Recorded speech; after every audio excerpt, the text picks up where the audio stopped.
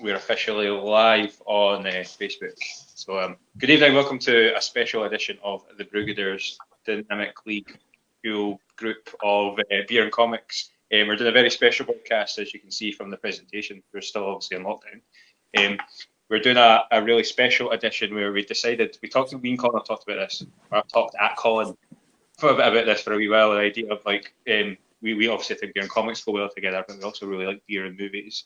And a couple of months ago, we put up a post asking for suggestions about pairing the two.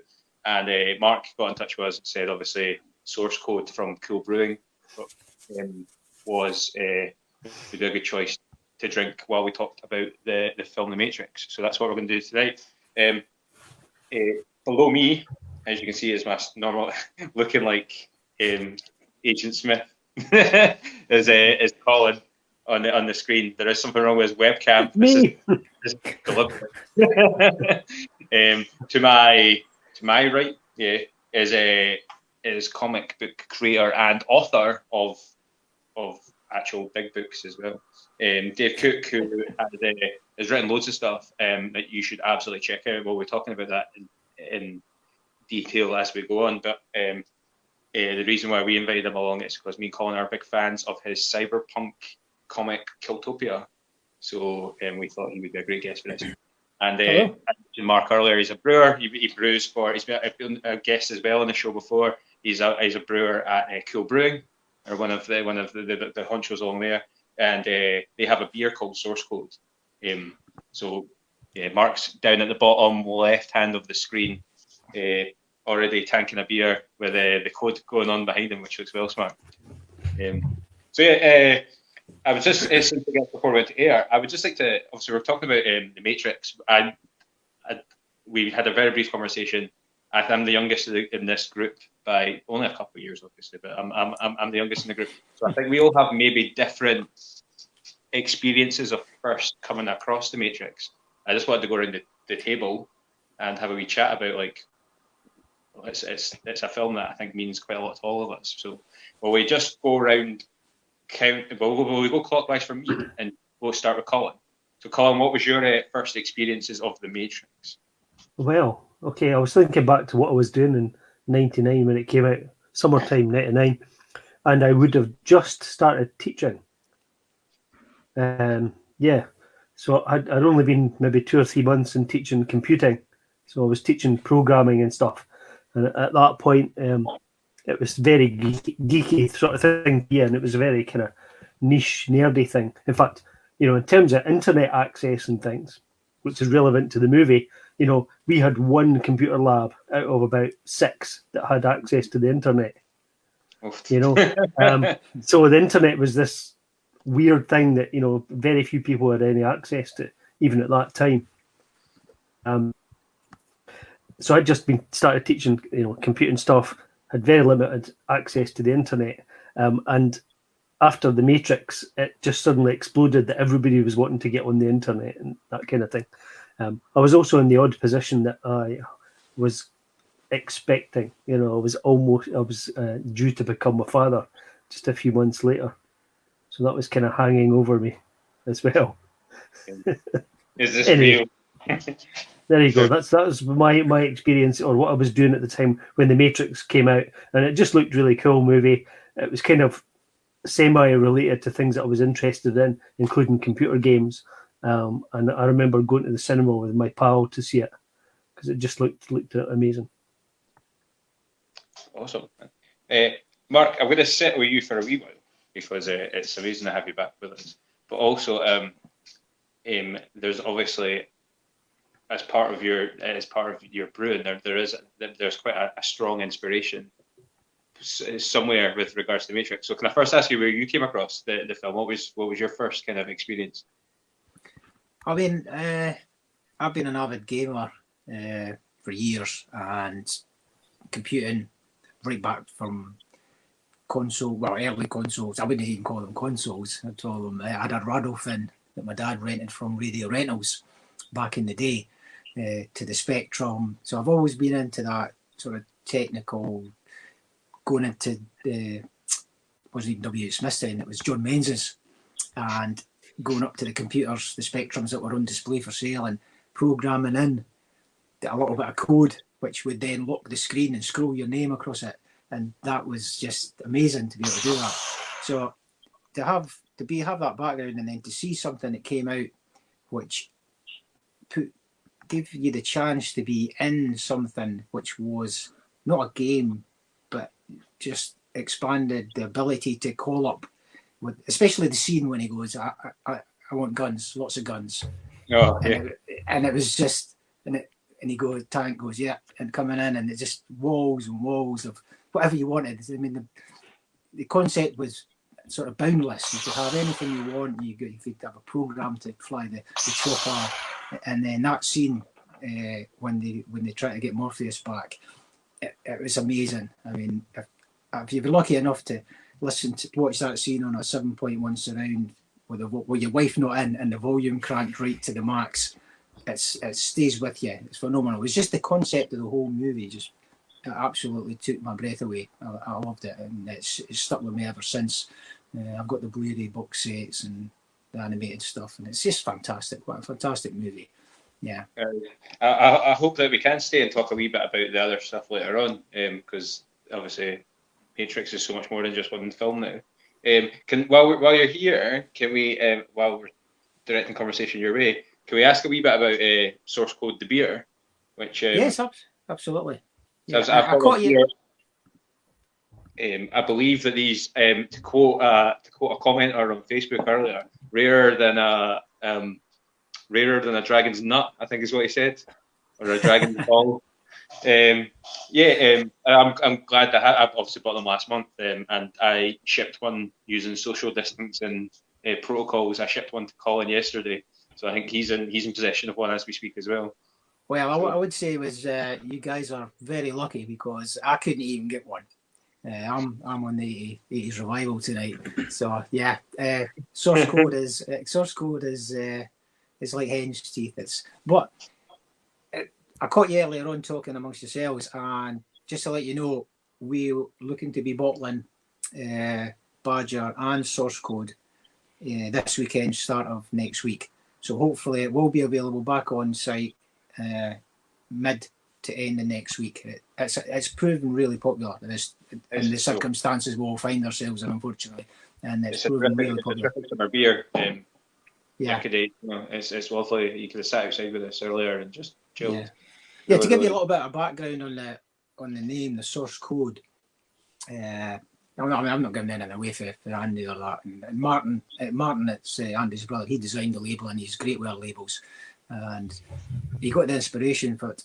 Our baby badger, is very similar to the Source Code recipe, but we didn't want to have a beer called Badger and Baby Badger. So Robin, my daughter, liked the name Baby Badger, and we decided we would take the recipe from the original and change it to Baby Badger, so it became the source code for that recipe. So that's where it came from. It was initially a different name, but because Robin wanted to call it something different, a second beer, that became the source code, which then led on to Baby Badger. So yeah, and that's why they are similar recipes, but there is the big difference in the strains. Obviously, Badger being a pale ale, which is I class it as a lovely barbecue beer, and luckily enough we're getting some lovely weather, but not the ability to share it with our friends and neighbours type thing. So that's basically where it came from. It then became the source code for that beer. Nice. That's I had Baby Badger earlier in the week, and I would, if you hadn't, I don't know if I should be admitting this, but if you hadn't mentioned that they'd come from a very similar recipe, I possibly wouldn't have known. They are very different beers, in my opinion. I find. Sorry, I agree with you. They are. I mean, I think Source Code is a lot hoppier. I think it's got a lot more bitterness to it. Mm-hmm. Whereas Badger is a more, it's a paler ale. It's not quite as bitter, although there's a little bit of bitterness there, but not quite as bitter as Source Code, which a lot of people tend tend to prefer. There are a lot of people out there who don't like the bitterness in the hops.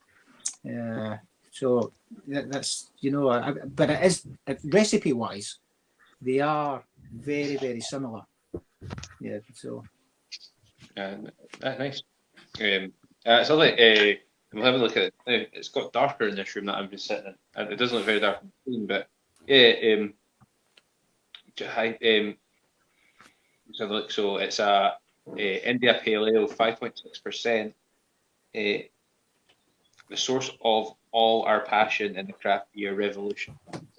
It's just that really, really good. Colin was drinking some of it earlier. You're drinking it from the bottle, you heathen. Oh. Look at you, Mark shaking his head as well, Colin. Gee, though. Really, there's a creaminess to this that I really like as well. And Colin mentioned it earlier as well. There's a, I don't know if that's coming from one of the hops, but there's you mentioned the bitterness, but there is just an underlying. It fills the mouth with this. Yeah. It's amazing.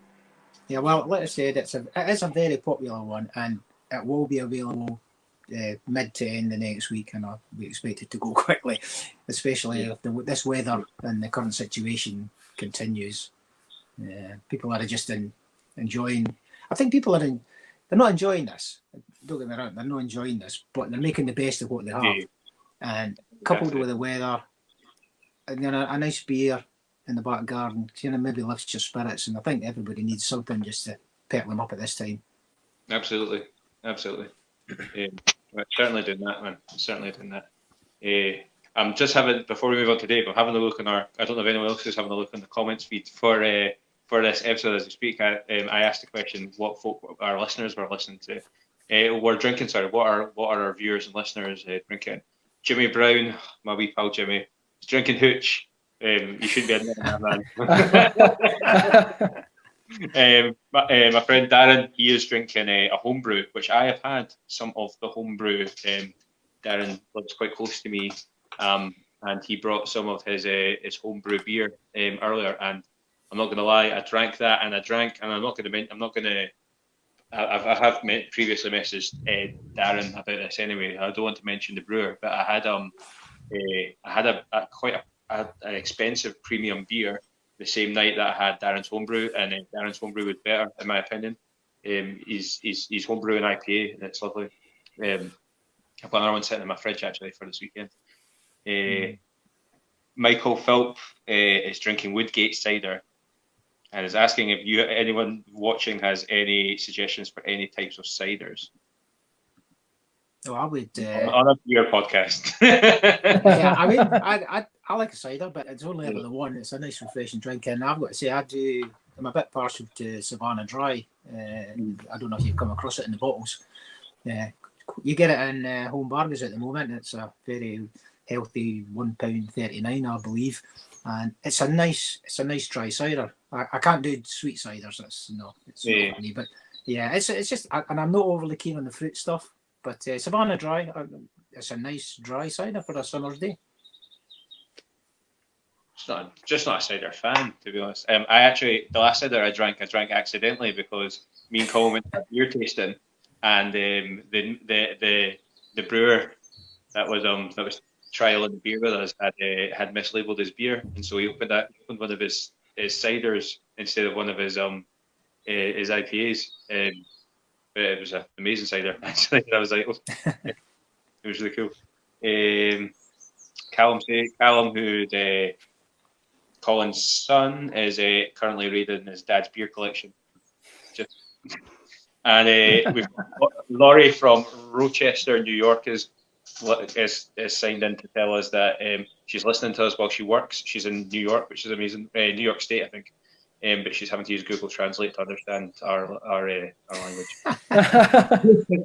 Well, that's right. Laurie's way up north, way up near the Niagara Falls. Oh, nice. That's so cool. I didn't know we had international listeners. That's what I saw. Mr. Cook, obviously, cyberpunk has been a prominent part of your creatorship as a comic writer. Where was your experiences first had with Matrix? it was a bit like Mark actually. So I started off on the ZX Spectrum back in the day, my first gaming system. Massive gamer, even now, all the way through. So when I started seeing, like, I remember the Matrix was like, it was actually reported on quite a lot in the news. It was like, I remember there was all these interviews and behind the scenes stuff and just hyping up like this massive new film, which is all about the internet, which of course was like just starting to properly kick off commercially, you know, in the home and that. So it was like this kind of, it came at the right time where it was like internet, you know, CGI was getting better. You had things like Independence Day would push the boat out for CGI, and the Matrix was the next big thing. And I saw it in the old ABC cinema on Lothian Road, which is now the Odeon. And I remember just coming out, just thinking like, whoa, like, because as a gamer, it was like cool kung fu sequences, like bullet time, you know, gunfights, just all these really cool like things you'd only really see in video games, these impossible stunts. And then I even did that stupid thing coming out. You're like thinking, oh wow, what if this isn't all real? And you know, what if we're in the Matrix? You know, I'm sure everyone's had that moment. But then, as I was saying before we started, like I somehow acquired a bootleg tape of it, so I got to watch it over and over in the home, and I just burned that tape out so much. Just loved it, man. So yeah, I don't know. It was almost like, in a weird way, the closest thing you could get to a video game in live action that had ever been on screen, you know.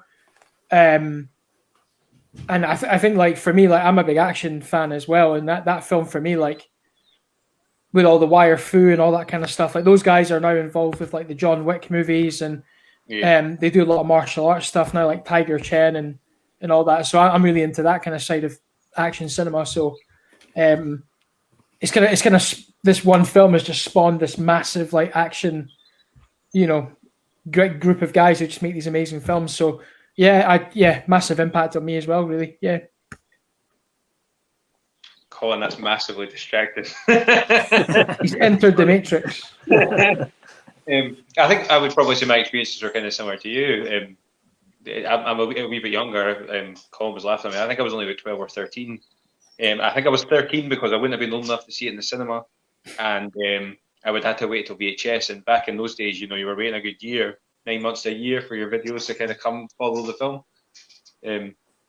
And I remember Blockbuster Video in Rosyth, which I stayed in Rosyth at the time. But my dad rented it and then told me just to watch it because it was really good. I didn't even know what it was, and then I get my dad to rent it all the time afterwards because it was just so good. And not really understanding why it was so good, just knowing, not really understanding the philosophy of it, or all the different sort of multiple layers. But like you said, the aesthetics. Mark mentioned the bit where he says to Tank, you know, when Tank's like, "What do you need?" and he's like, "Oh, just like loads of guns." Just that kind of stuff is just absolutely immense. Total blew my. I think I remember growing up for years having two videos that I watched all the time, and one was Matrix, the other one was Michael Bay's The Rock, with Sean Connery and Nicolas Cage, and just them being sort of the two most amazing movies that ever existed for years and years and years. And I would always just compare everything to Matrix afterwards as well. Like if folk would say, "Oh, check out this film," I can remember kind of being like, "Is it as good as Matrix though?" Like particularly things like when Kill Bill and that came out, and I've been like, "Oh, the fight scenes are incredible." And I was like, "But we've got the Matrix, so it's fine." I've got a bit of trivia for you there. You mentioned Kill Bill, so the fight coordinator Tiger Chen, the guy that coordinated the fights in the Matrix, was also weirdly, and this is true, Uma Thurman's stunt double. I know. I actually I didn't know that. I actually googled that before we did this because I wanted to double check like what his role was on the Matrix, and yeah, sure enough, I just had to read it twice. I was like, what? So don't know how to pull that off. The bit of trivia I've got about him that I thought was quite interesting was he kept changing up his demands because he didn't want to do for whatever reason. Initially, he didn't want to do the Matrix. He thought it was just going to be too hard, so he kept making his demands more and more excessive.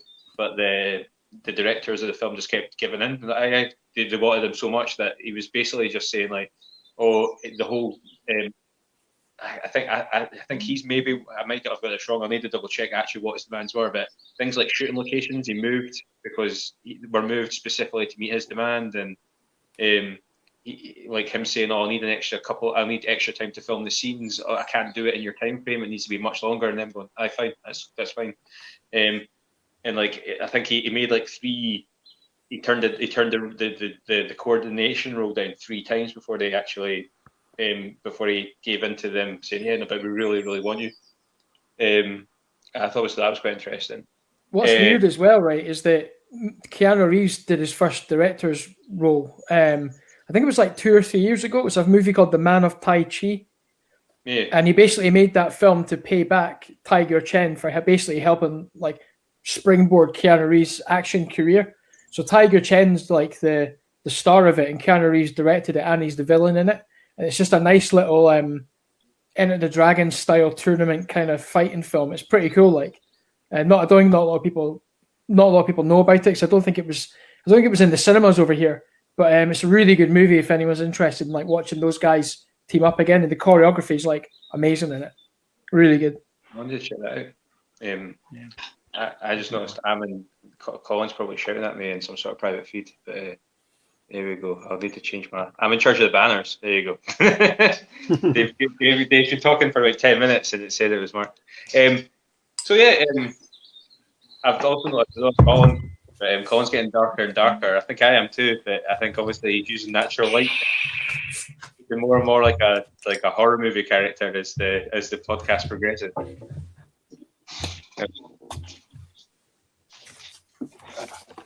I need to get some power on my laptop. Oh, in other words, I'm having to plug some stuff in as well. Sorry, guys, this is making lovely television. Okay, so I didn't really know where to begin with this. I kind of thought we would go through like the cast, and then maybe the plot, and just kind of the stuff that we like about the film. Does that sound right? Everybody's seen the film. Massive spoilers if you've not seen the Matrix, but you know. I'm looking for my USB port as I'm talking, which is why I'm looking a bit funny on the screen. Right, so obviously, I was just about to talk about the main 4 or 5 cast members of the film. Obviously, Keanu Reeves is our main boy. He's Neo, and I thought it was quite interesting that he was very, very low. He's obviously excellent in the film and quite an iconic part in his career. Probably his most well-known role, if you forget that Bill and Ted's a thing. He was apparently very, very low down on the initial choice for the character. He was, I think, the guys like Johnny Depp and Brad Pitt and Will Smith had all been offered the role and turned it down. And he was quite low down on quite a long list of actors to play the part, but obviously, I think he's so essential in that movie. It would be quite amazing to see if anyone else could have done what he did. Yeah, it's a bit like, what was it? Tom Selleck was almost Indiana Jones. So there's another one, an alternate reality, kind of thing. Oh, totally. What a crap movie that would have been. Tom Selleck, Indiana Jones. I just always I think, I don't know about you guys, but I rewatched the film just about this week just to make sure I was kind of up to date with what I was chatting about. But some interesting stuff I researched and read about. Apparently, let me see if I can find it. He has 85 lines. 80. I think it's 80 lines of dialogue in the first 45 minutes. Keanu Reeves. 41 of those lines are questions. So over half his dialogue in the first 45 minutes are questions. There you go. Well, that's probably a good thing. If you watch, I read that fact before I rewatched it, and it's so obvious now that I've said it. If you rewatch it now, you're like, oh my god, he just keeps asking stuff like, what's that? Who's that? Why am I here? Who are you guys? What's going on? And just for 45 minutes. And then over half his lines, and the other lines are just like him saying "wow" and "okay" and "here, take this" and stuff. It's like it's just kind of responses to the answers to the questions that he asks. It was quite fascinating. I just think I I obviously think Keanu Reeves is amazing, but I think he couldn't have got anyone like. I think the way he plays the part, actually, in many ways, he's quite a limited actor, and that serves him really, really well. He doesn't overplay the part. He doesn't underplay anything. He just kind of is, and I think it's I saw an interview with Will Smith in preparation for this where he says where Will Smith turned it down to do Wild Wild West, but he has admitted in interviews that actually that was probably all right. Like he doesn't think he would have done as good a job as Keanu Reeves, and because he wasn't on the right stage of his acting career to do a really serious role like would have been required for Neo. It would have been played more like a Will Smith film, I think. Which I don't know, it's got its own fan base, I suppose. Like it would have been kind of witty banter, kind of silly jokes, and it would have had a rap song that came out around the same time. Yeah, totally. But then again, like that's the thing about like in John Wick, Keanu Reeves kind of is he's really understated in that as well. And I think he's like, because you're right, he is quite a limited guy. Like you see him trying to do like big characters and stuff. It doesn't work as well. But in John Wick, like that again serves him so well. That kind of like silent killer, kind of cold, kind of unfeeling kind of guy. And he's definitely found a bit of a niche, but man, he's really good at that niche. Yeah, absolutely. I don't want to keep going back. Bill and Ted, he's not even doing most of the acting in Bill and Ted. He's kind of playing off Alex Winters as Alex is the really expressive one, and he just kind of goes, whoa, quite a lot. It's just amazing. I grew up thinking Keanu Reeves was a man though, because of things like The Matrix and Speed as well. It's just incredible. Who would you put down as the second tier character, the second most important character in The Matrix? I think Morpheus, right? Yeah, absolutely. Definitely Colin, Morpheus. what are you? I think Lawrence Fishburne's amazing. Well, I don't really know where to lead the discussion other than just to say I think again Lawrence Fishburne. My understanding was he was maybe third or fourth choice. They'd asked Samuel L. Jackson. He said no. They'd asked somebody else who wasn't black. I know there's that whole running thing where I saw a list and it is guys like Forrest Whitaker and that had all been considered, and they had like kind of a clear expectation of what they wanted Morpheus to be and who he wanted to look like. But I say Lawrence Fishburne wasn't top of the list, and then he's quite iconic. It probably defines Lawrence Fishburne's career, the Morpheus character now. So it's quite fortunate that he is quite a talker, and he kind of makes up for Keanu Reeves' lack of talking. Because Neo should be the kind of messiah-like character who should, have inspirational kind of talks with his followers, but he doesn't at all. He's just purely a man of action. But Morpheus fills that role as the person who comes up with the inspirational stuff and the leadership kind of thing. He also talks a lot. Like I watched it the other day, and he like the stuff they've got, the stuff they have to get, he has to get across because he's having to like really, really talk about such like really deep things, and he has to do it all really straight faced, as if like you believe him like the whole way through. He's awesome, and like you say, is he plays off. I think he plays off the rest of his characters quite a lot. I think he's one of the strongest elements. I think one of two really strong characters in my like opinions. He's just really he holds it all together really well, Lawrence Fishburne, and I think it'd be interesting, like you said, fantasy. Would Samuel L. Jackson have been able to do that? He's a good actor, but when you think about where Samuel L. Jackson was in the late 90s, would he have been able to have done these big long without Lawrence Fishburne's Morpheus character, like you wouldn't know what was going on. He basically has to talk you through some really complicated sequences and you just have to go with it. And it would be interesting to see if anyone else would have managed that. He's That's like kind he's of like what he's the wrote. Sorry, Dave, when you go. he's basically like the movie's narrator, right? Yeah. But he's what would you call it, like an auteur? Like he is good at like those grandiose kind of speeches. Again, he did one in John Wick, as the Bowery King. He was all kind of grandstanding and kind of like posturing and big speeches and stuff. He's just great at that. Like he kind of commands the audience kind of thing, right? You're fixated on him, especially like the red pill, blue pill speech. You're just kind of like, what is, like the first time you're like, what is going on? You buy into it, even though it's complete nonsense, right? Yeah. But it's just the way he delivers it. It's like he's talking to you, kind of thing.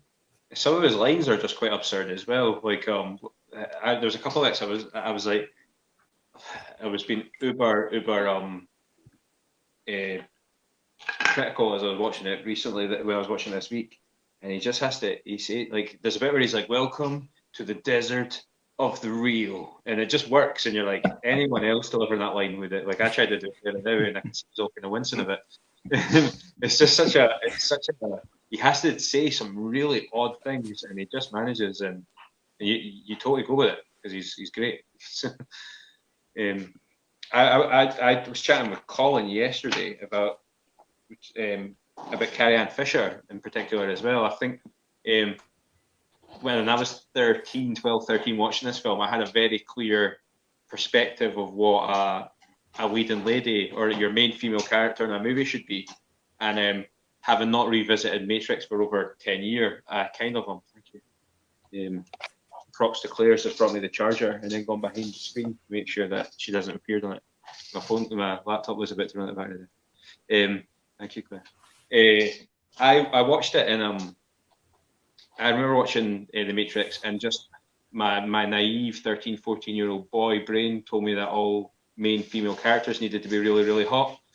And in my mind at the time, Carrie-Anne Fisher didn't aesthetically meet that criteria, but she's at rewatching it now as an adult, she's absolutely fantastic as Trinity. Like she again has to just I think she's one of the better actors in the film in terms of like she has to carry quite a lot of the emotion of the film, where everyone else around her is kind of talking. Like you got Morpheus is having to just say random things, and Keanu Reeves just going, "What? Whoa, really?"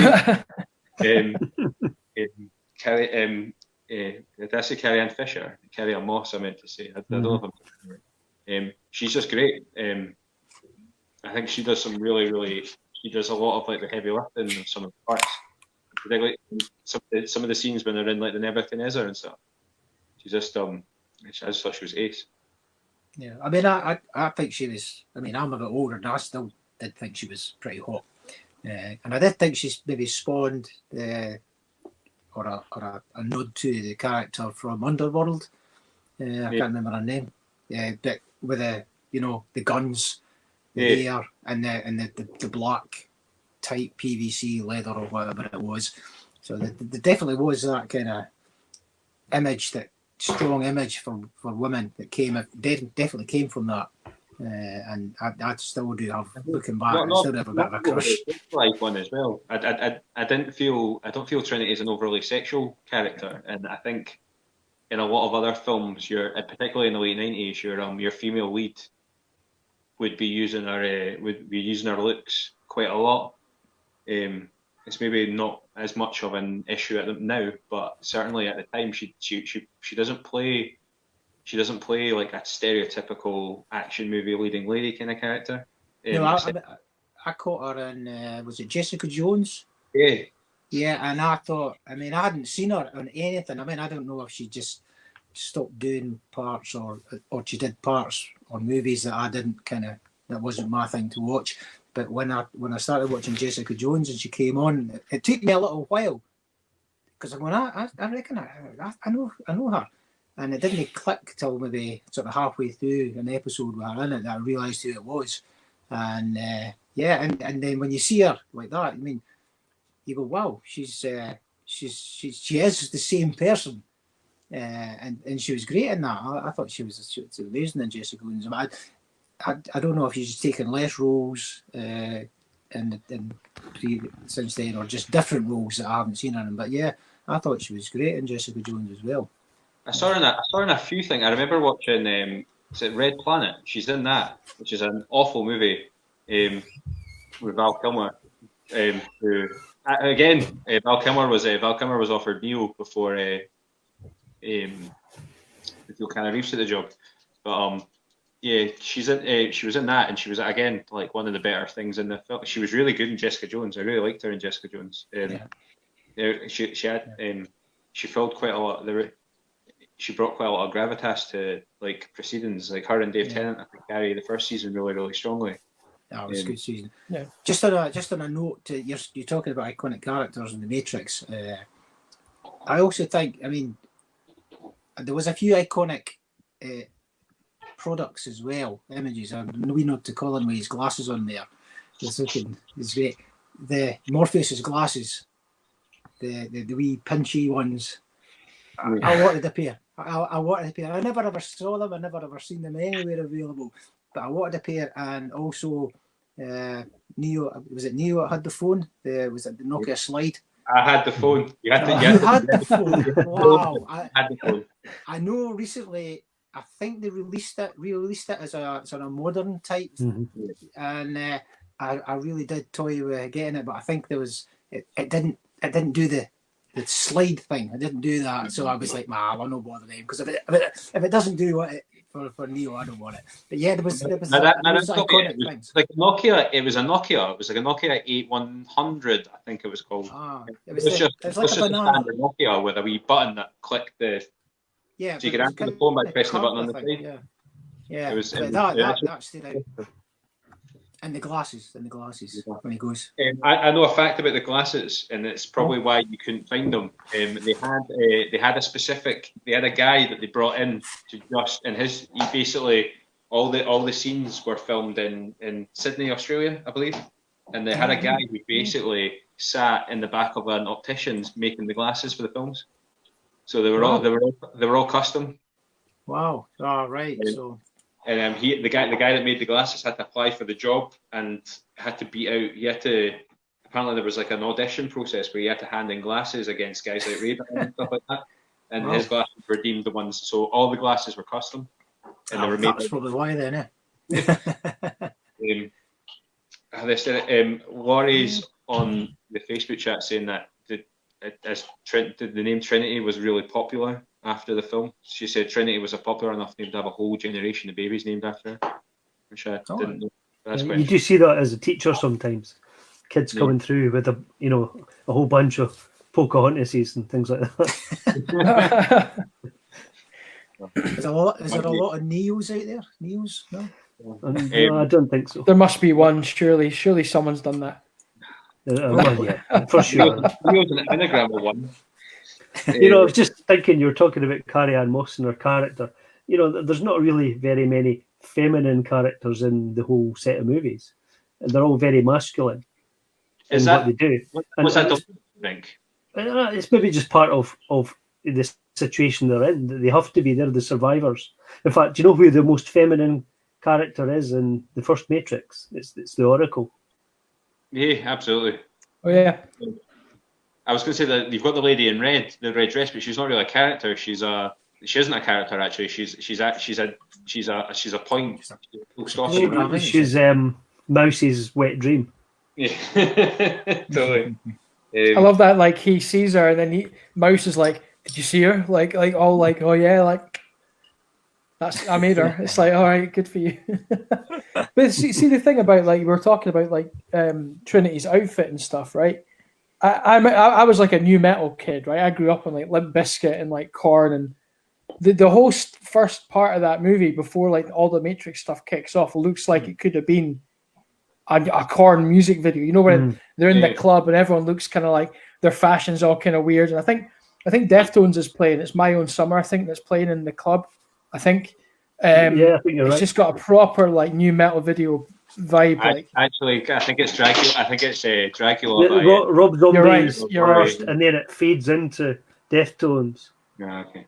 During that scene, it just looks like that. It's got almost a like soundtrack as well, though, because there's not Rage at the end as well when he comes Wake Up. But it's almost like the real world doesn't feel real because nobody dresses like these people dress. Yeah. It almost took that MTV kind of vibe and the new metal vibe and just cranked it up. So it's almost like the real world bit didn't feel. I know it's inside the Matrix at this point, but even that didn't feel convincing. You know, you'd notice something was off in a minute. Like, people don't dress like this. What? I don't know. There's some really weird things. If you could maybe move on to the plot. The only other character I wanted to bring up is Hugo Weaving, but we'll get to him because you can't talk about the Matrix without Agent Smith. But there is a lot of, I didn't really notice it the first time round. Maybe noticed it watching it back more because I was kind of looking for it. But the Matrix isn't real, and there's some really kind of subtle nods to it just being a bit odd. Obviously, the most obvious one is everything's a shade of green. That weird, there's a weird green tint to everything that happens in the Matrix, which is just, it's a phenomenal production, cinematography choice. But it's just weird things that you do notice. You do notice things like I believe the city that all the action happens is, it's just called something like, it's got a really generic name like Capital City or something like that. Like they don't ever tell you where all the action takes part, and it's like everything does feel kind of programmed and a bit kind of uniform and yeah, I think there's very little interaction between people in the background. They all just seem to be going somewhere but not actually doing anything. A bit like they're NPCs or the people wandering about in Grand Theft Auto. Yeah, that's interesting. That's a good comparison. Like, it's really interesting. One of the things again, like there was I was looking for Easter eggs just to pad out our chat, but things like Neo's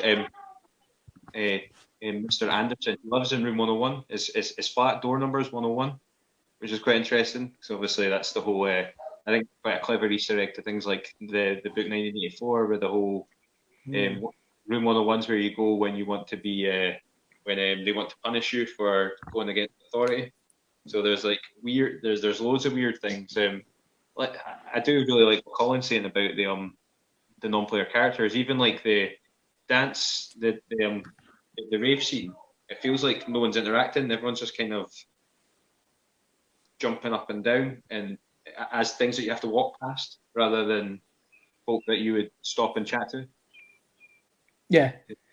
Just like I guess if you were actually these people inside this simulation and it's all you knew, you would be convinced. But it's kind of cool that there are.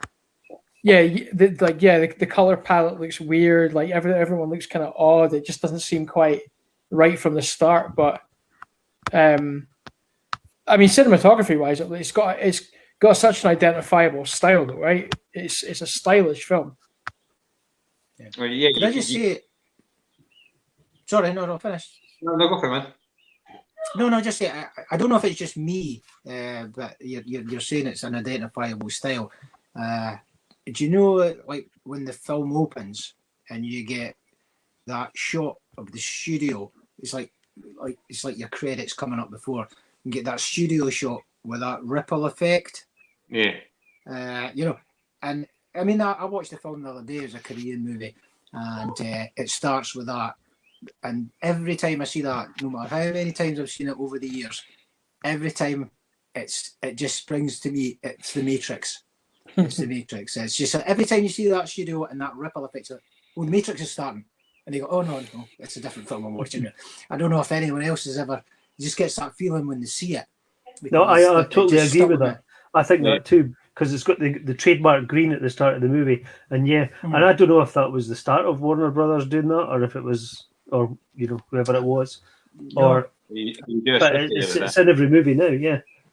But I think that kind of warping of reality kind of just tied in with the movie, and I for a long time thought that it was part of that movie. Yeah. No, I just every time I see it, it's like Matrix.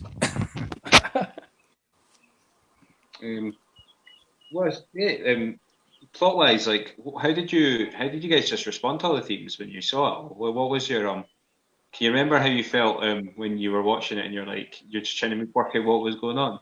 Just remember there's that really awesome scene where Neo does that with his hand and he's got a battery and he's finished explaining it and he's like he basically goes on he talks maybe for about 5 minutes, and then he basically comes up with this weird conclusion point where he's like, ultimately, this is all just to turn us into thieves.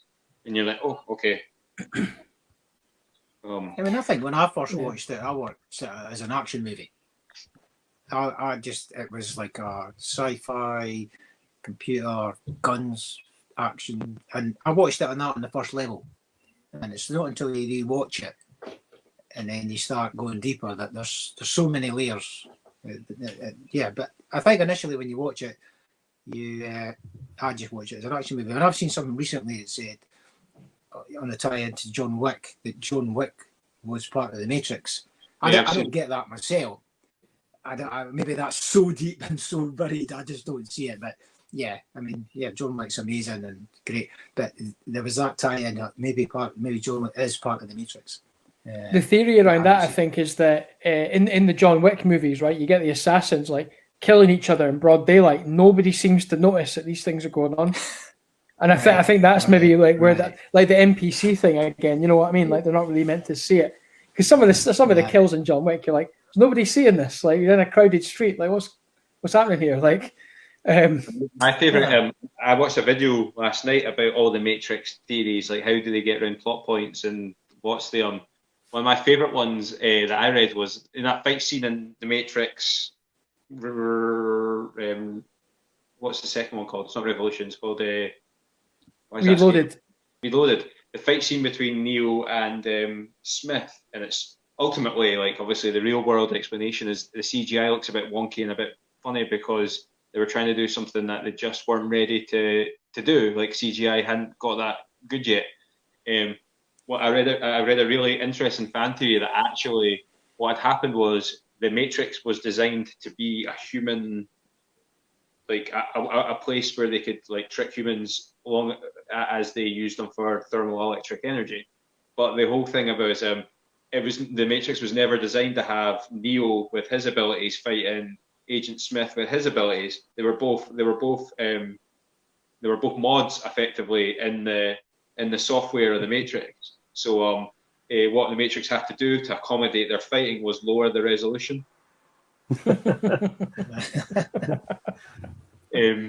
I was like, oh, that's one of my favorite. That's one of my favorite kind of like explaining something wrong quite well. Yeah.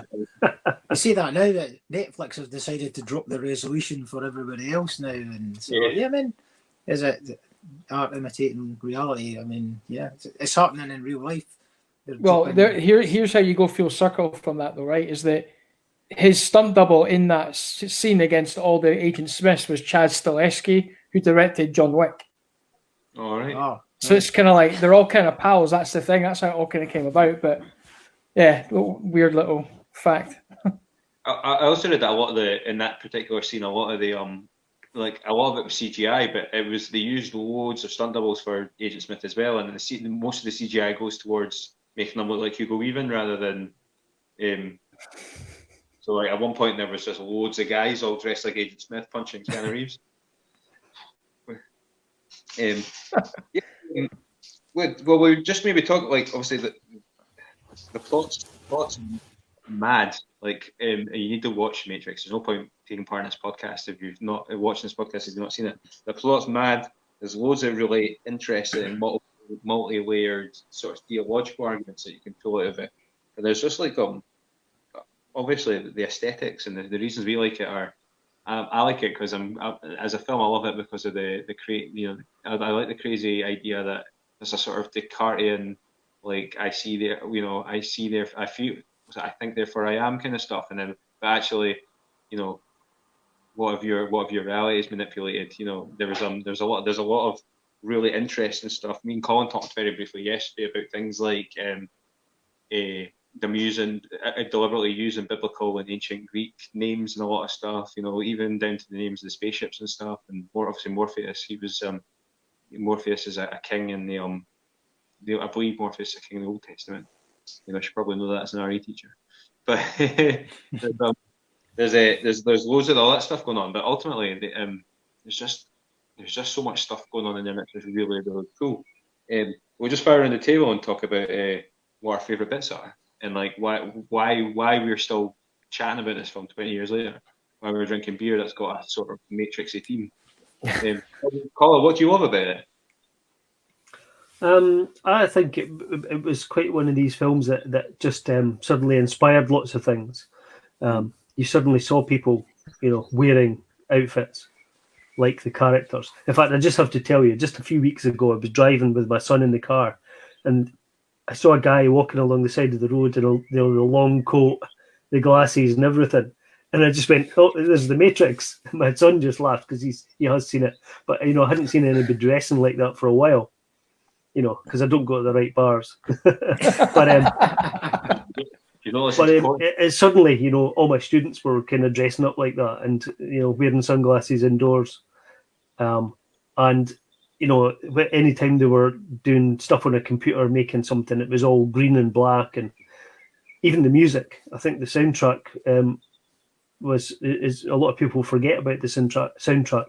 They were fairly big-ish bands at the time, and weirdly, the soundtrack if you ever bought the CD, or was it tape back then? Can't quite remember. But anyway, they had a whole bunch of songs that weren't even in the movie on it. But some of them were fairly big at the time, so the bands that we've talked about already, Marilyn Manson, Prodigy were on there. And suddenly they become much more mainstream, I think, partly because of the influence of the movie. I think that was, I think even in what you're saying there, like, just saying, like, looking at stuff, factually, you're inaccurate by pointing them out and going, "Oh, look, it's the Matrix," because obviously the Matrix is the system in which they all inhabit. Just that's been able to say, "Look, it's the Matrix." It's just that the fact that kind of phrase and the meanings. I couldn't have said, "Oh, there's Neo" to my son. He wouldn't have known what that was. But the point is, you didn't need to though. Like, you were able to say, "Oh, look, it's the Matrix." All the sort of the aesthetic and the music and all the Matrix-ness has entered our cultural sort of understanding, that you were able to say something quite obscure and it be relevant enough and sort of present enough in both your consciousness to laugh at this wee go. Yeah, it's like when people get deja vu and they're like, "Oh, you must be in the Matrix." Yeah. These little things just capture people's imaginations. It sticks with them. As for my favourite bit, there is just this little one moment, and it's when they're trying to escape. Neo and Trinity are trying to escape, and there's a helicopter, and they're going for the helicopter, to try and escape on this helicopter. And Neo says, "Can you fly this thing?" And she says, "No, I will in a moment." And she just downloads the pilot program to her head in like a second, and that's my favourite bit. The bit that niggles me just before that, like, my understanding of the agents, is probably one of my favourite bits of the film. The bit where, like, the cool bullet, the bit that everybody copied for ages. We all did that in the playground. The bit where Trinity, like, holds the gun to the agent's head and goes, "Dodge this." He would have been able to dodge that. My understanding, agents he would have been able to dodge that, and she gave him enough time to, like, work out what was going on. That is an epic bit where she's like, "Dodge this," and just blasts his head. But my understanding is that the Matrix would have worked out how to, the agent would have worked out how to manipulate reality to dodge to actually do what she told him to. I always thought the idea of, like, and they don't, if I remember correctly, they don't do that thing with the helicopter again. Like, that whole can you fly that thing? Yeah, I will. I don't think, is there any other parts in any other films where somebody instantly is able to? It is quite an awesome wee bit.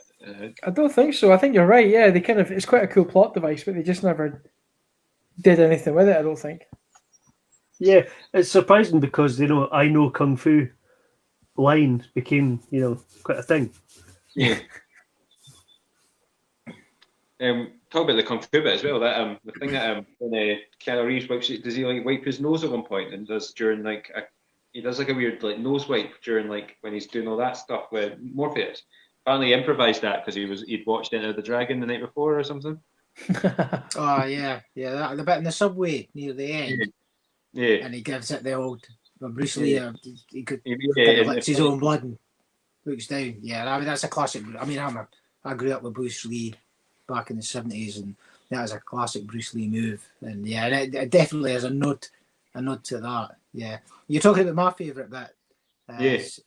I touched on it earlier on. Is the bit when they go in to rescue Morpheus and they check it. They put their bag on the conveyor belt to go through the metal scanner, and they go through the body scanner, and it beeps red, and the guy scans him, and he opens the coat up, and it's just this gun city, and and you just know, and that section after that, like I said, with the sound turned up, with the music, with the slow motion, and the guys just running up the walls and taking out the agents, and it's, to me, that it made it for me, that movie. And I watched that on the first level, the first couple of times, as just a movie, until I realised, oh, wait a minute, there's a lot more to this than that, and I just absolutely, it stuck with me forever.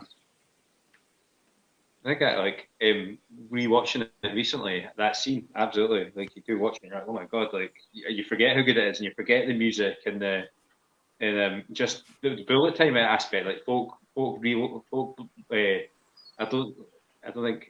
know how much that had been done before. I know, like previously, like there's arguments about bullet time and where it originated and where you first saw it and stuff. But yeah, I know following one of the facts I got is by 2001, sorry, they'd already you'd already seen examples of bullet time in like 20 plus extra movies, where because it been from everything from like other action movies to Shrek, they used bullet time just because it was such an iconic piece of like but yeah, there is that whole thing in that lobby scene where like guys are unloading like guns that are supposed to be letting off thousands of bullets a minute, sorry, and it's just they slowed it down to like 1, 2, 3, and it's all it just that whole idea how quick they're moving in space and stuff. Yeah, just like you touched on it, definitely that bit in Shrek, the first one, when Princess Fiona jumps up and she pauses and then kicks them all. You go, oh, I mean, what a fantastic nod to the Matrix as well. Yeah, and I just think when it came out, it was something so utterly different from anything else that we were watching and what we were given. It just was like, wow, this is different. And I think, wow, different movies stick with people regardless of when they see them, and they just take that for when they go forward. Totally. And I totally agree. Dave, what's your views? What's your favourite bit? I love the subway fight. Just again, being a big action movie fan, I'm a big fan of like practical stunts, which obviously the first Matrix film is just full of them. Like, because you watch things like, I don't know, like a lot of modern action films, it's all like shaky cam and quick cuts, and it's just like sometimes a bit nauseating to watch, and you're like, who's punching who? Who's shooting at who? Like, it's just, but that subway fight's a great example of having like a practical set. Like, they actually look like they're putting physical effort into every punch, instead of like, a good example is like, I don't know, like a film that's over choreographed, like maybe like the fight scene against Darth Maul in The Phantom Menace, where it's all like twirling and it looks effortless, no one's breaking a sweat. When you compare it to like the final fight in like Return of the Jedi, where Luke's like clearly angry, he's fired up, he's putting physical effort into it. Yeah. First Matrix really feels like that fight. I like when Agent Smith's like punching Neo and blood's flying out his mouth, you're like, shit, he's like, you feel it, you know what I mean? Like, it's got a really big impact. Like, he's getting his ass kicked. And again, the Bruce Lee bit's cool when he does the Morpheus thing. They come on. It's just so stylish, that whole bit. Love it. And then the big chase afterwards when he's running through the apartment blocks and he kills those 3 agents and stuff. It's just great. That whole sequence is amazing. Like, again, the choreography is great. Yeah, just love that fight. It's one of the best ones. Like, the chase bit. One of my random Easter eggy things I know, the bit where they run through the elderly Far Eastern couple, and one of them actually turns into an agent and throws a knife. She's working in. The old boy at the telly's watching The Prisoner. Right, with the chase. Yeah, just obviously again about a guy living in a guy trapped in a fantasy world where trying to get out. Which finally, there's just like, if you watch it, there's hundreds of wee little nods like that are like just enough to like if you notice them and you recognise them, you're like, oh, it just to put you on like make you feel that wee bit uneasy, basically, about the Matrix. As it says, my favourite bit is just Hugo Weaving, the bit with the helicopter. The helicopter comes up, and it comes up. It takes up the whole screen in the background of the and when they've got Morpheus tied to the chair, and Hugo Weaving just turns and like he just goes, no. and then Neo just goes mental with the minigun. It's just or what that's called, Gatling gun. It's just incredible. Like I just that close up of Hugo Weaving going, no. It's just like there's that cool bit as well though when Trinity flies away on the rope away from the explosion. Yeah, that bit is so cool, man. The whole building starts to ripple and like it's all happening so fast in the you can take your interpretations, but yeah, it's like the Matrix is working so fast that it's not everything's happening so fast the Matrix can't keep up. It's like just weird things like that. I think Hugo Weaving is like one of the proper unsung. Like for me, like after that, there's a scene in The Lord of the Rings, and I remember it's the last line. If you got the Fellowship of the Rings on DVD. I just knew him as Agent Smith for years. I remember watching The Fellowship, and I just wanted him to say like Mr. Anderson once, because like just the way he says it is just so. And his character in The Lord of the Rings, because he's having to play like an elf who doesn't have much emotion, it's almost quite a similar character. And even just in line delivery, I went to the cinema to see Lord of the Rings and spent the whole film going, please just say Mr. Anderson, just going.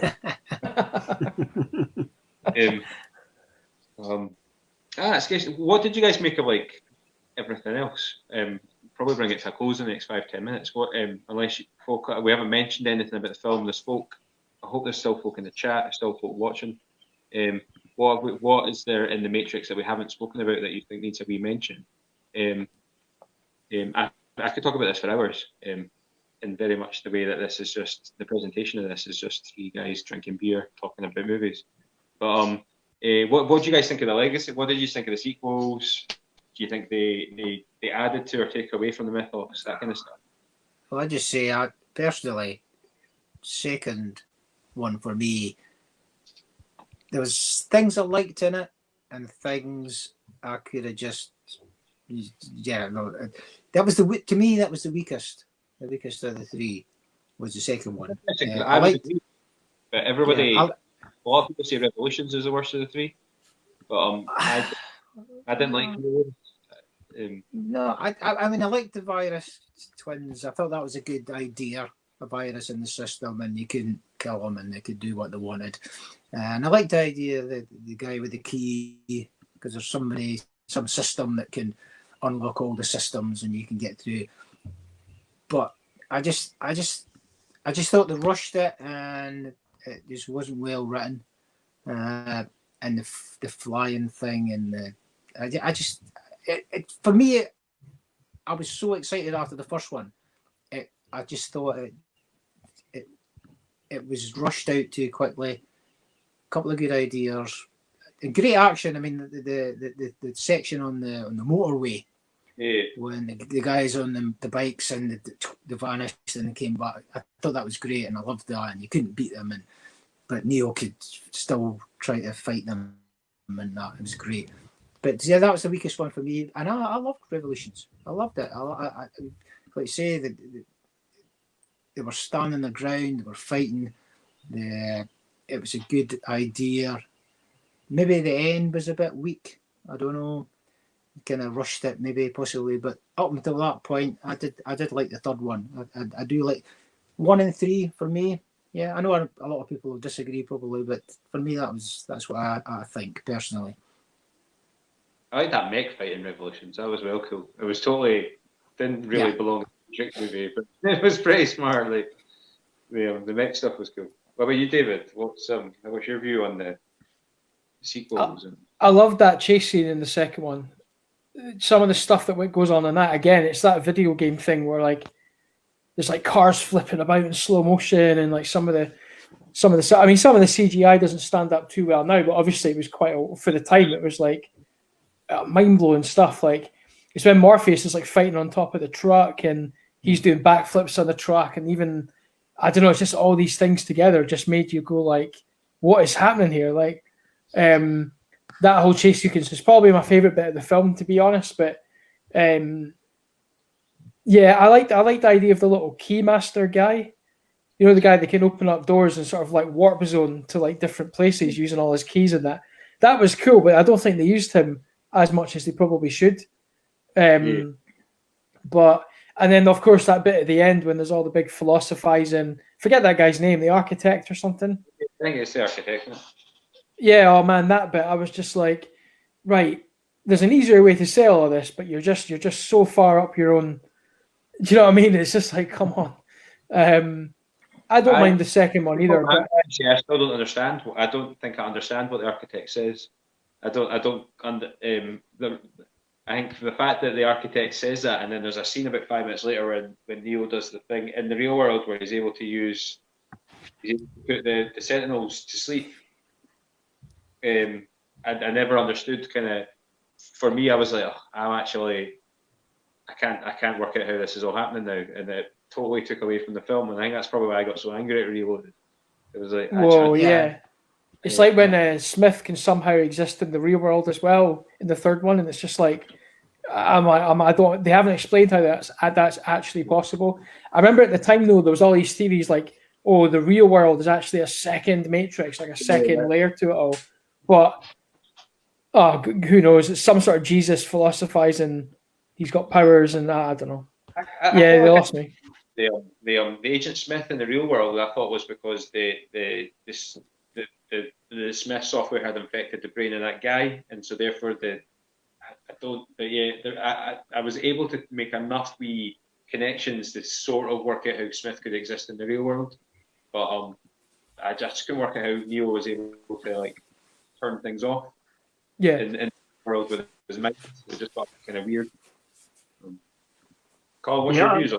I'm less of a fan of the second and third movies. I think they did kind of mess it up a little bit. I'm, however, a fan of the animated spin-offs. And some of them kind of went and revisited the rise of the machines and things and explained some of the backstory, which is alluded to a little bit in the three movies, but not much. So I really liked some of those. But I could take or leave those, the second and third movies. And of course, number 4 next year. Yeah, I'm going to move on to that. Can I just, before we do that, can I just hold my hand and say that the Matrix Revolutions computer game for the PlayStation was absolutely superb. I don't know if Dave, I know you're the gamer, so my dog's I never played it actually, man. It's one of these ones that passed me by. Was it any good? I would say it was amazing. There was one particular bit where the whole thing, like anybody, you can't fight an agent. So in the computer game, you play. I can't remember her name or character because I didn't watch that film. But you play the crew of the second ship, the one that's got is it Jada Pinkett Smith? Mm. You play a member of her crew, and I think that was done quite deliberate as well. I think there was with the thing again with the Animatrix as well. What Colin was mentioning, I think they tried to, instead of just giving you side plots that could exist, they were all made canon. So like the computer game was canon to the films, and so was I believe the Animatrix was as well. It wasn't like interpretations of stories. It was, you could watch it and go, oh, this fits into this. And I think deliberately, there's a line in Revolutions where Jada Pinkett Smith says, when she gives up her ship for Neo and Trinity to fly off to Machine City, and then she takes over the hammer and flies that instead. When somebody asks her why she's done that, she says because the Oracle said at one point, I'm going to have to help out Neo, something along those lines. I'm going to have to help out Neo, and this is what I'm doing to do that. That there's actually a scene in the computer game where it's a live action scene of Jada Pinkett Smith talking to the Oracle where she tells her that. So like, I remember being in the cinema going, oh, that's a line from the computer game. That's well cool. Like, but if you hadn't seen the computer game, you wouldn't have seen that. But obviously the the plot point could exist without the computer game. It's just a nice little bit of meat, extra bit for like fans. But, That's clever. Yeah, that's really clever. it was really cool, and there was a really cool scene where you had to find an agent in an airplane, and you basically had to. You couldn't kill it because it was an agent, so you had to trigger the release. You had to trigger the door to the ramp. You were in like the hangar bay of like a Hercules air, one of these planes that has a ramp that opens up so that you can let cars come in and out of it. You had to lower that and basically fight the agent to the rim, and then like push it off because you couldn't kill it, but all you could do was kind of get rid of it, which was pretty cool. I remember liking that as well. Matrix 4 comes out next year, maybe it comes out next year. I know a lot of films are getting delayed. What do you think we could do with Matrix 4? Tricky, actually. Yeah, it's like, I don't know, like a reboot of it or something. Like actually, like a reboot of the films and of the Matrix itself. So it's something different, maybe. Personally, I think if they do a reboot, a lot of the original fans who have watched them all for all these years are going to be very disappointed.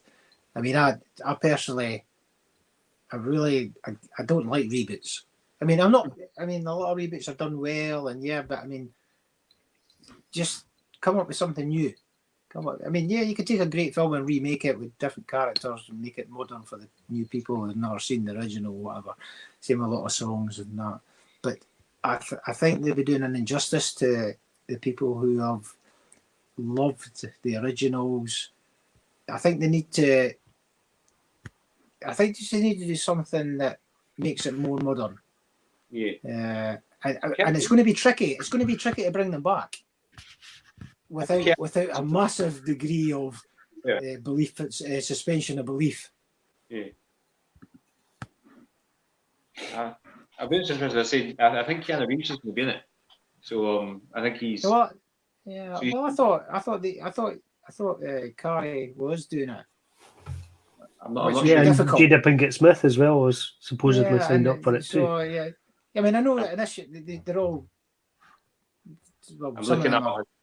Yeah, it's a tricky one. I have no idea where it's going to go at all.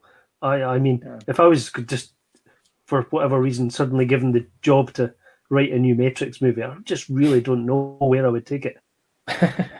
Yeah, Keanu Reeves is in it. Carrie-Anne Moss is obviously as Trinity. You said Jada Pinkett. Niobe was her character. I forgot what her name was. Also, the other top billed cast member is a guy called Lambert Wilson, who's played. He was the Merovingian character, wasn't he? Okay. Yeah. So yeah, he's going to be in it as well. Yeah. So they're either going to have to go with a new rewrite within that Matrix world, with a nod to a couple of small characters coming in. Although how they'll bring them in, I'm not a writer. You guys are writers. You guys write. You know how you can bring in the whole thing. But as a person who just goes sometimes just goes to be entertained and watch a movie, I don't envy whoever's doing it to make it credible. Although there's a lot of movies out there that you watch and you pay money for that aren't credible, and you walk away going, "Oh, okay." that was £6.50 down the drain. That's what I'm thinking. Like they could like, when I mean like reboot the Matrix itself. Do you know what I mean? Because obviously, like the technology that's running it, if they do it in real time, would probably have because you probably couldn't do the same kind of stuff you did back then because technology itself's moved on as well. So maybe like the Matrix itself gets because I think at the end of the third one they're like, we'll keep on using the Matrix, but if people become self-aware of it, we'll just let them leave. We won't imprison them, but everyone else we get to keep.